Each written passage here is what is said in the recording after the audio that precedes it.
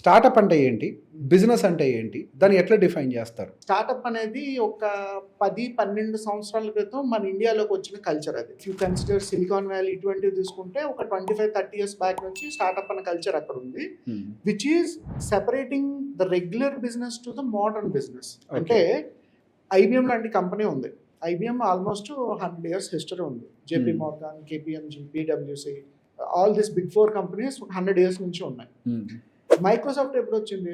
Just ఒక 25 years back, 30 years back. Amazon ఒక 25-30 years back. Apple ఒక 25-30 ఇయర్స్ బ్యాక్.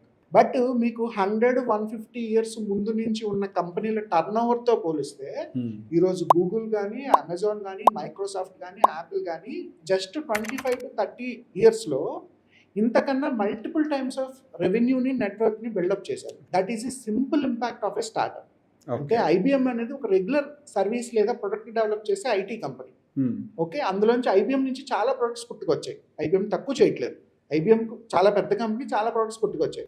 బట్ ఎప్పుడైతే మైక్రోసాఫ్ట్ వచ్చిందో మార్కెట్ని షేక్ చేసింది.